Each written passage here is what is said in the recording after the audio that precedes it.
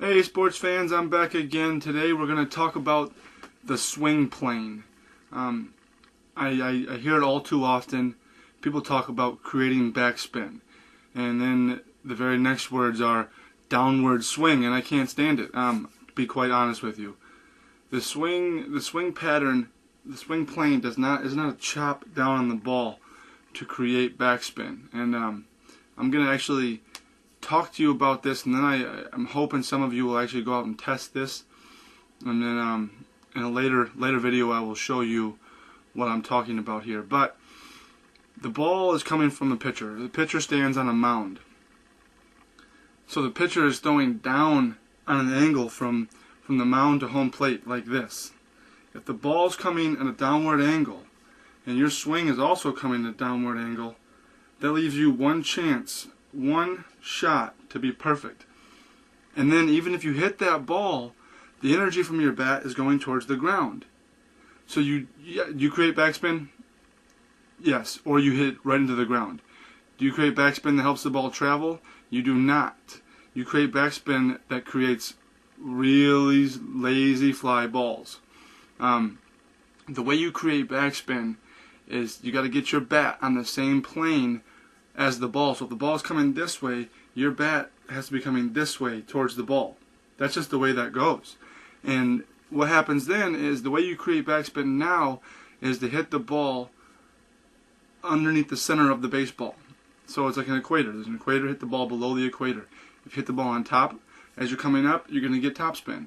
If you hit the ball on the bottom, you're going to get backspin. Now, how much, and that's what makes hitting so wonderful and so hard and so complex and so debated, and that's okay. But the biggest thing is you have to match the swing, the plane of the ball. So if the ball's elevated up in the strike zone, then yeah, your swing is a little more flat, but it's not down. If the ball's down, then your swing's going to be a little more elevated. So I mean a little more uppercut than it would be if it was up in the zone or middle.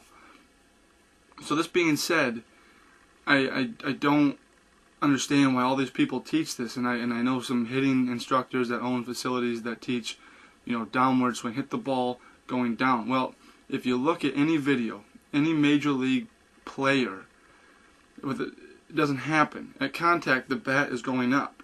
The barrel is below the hands at contact for the most part, unless the ball's elevated. Now it's a different game. If the ball's elevated, yeah, your swing, like I said, has to level out a little bit because the ball's up top, so now you got to get up here.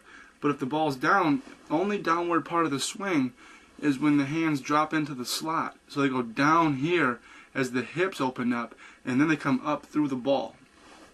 And so what you want to do is, if you hit backspin, you're going to create carry by coming up through the ball, hitting just below center, hitting line drives in the gap, and they may turn into home runs. The downward swing is a swing plane that preaches ground balls and low line drives. Well, you know what pitchers try to do? Pitchers try to get you to hit ground balls. You know why? Ground balls usually don't make it to the gap. Ground balls definitely don't get out of the park. As a hitter, I want to hit the ball in the gap. I want to hit the ball out of the park. I mean, I really want to drive. I want to drive the ball. That's the ultimate goal. I mean, everybody wants to hit home runs. Now, doing it right is a different story. But that's the goal. Ground balls don't leave the park. Ground balls turn into double plays. Ground balls turn into outs. I know people preach about, well, ground ball still has to get fielded, and the fly ball is easier to field than a ground ball. Well, you're right.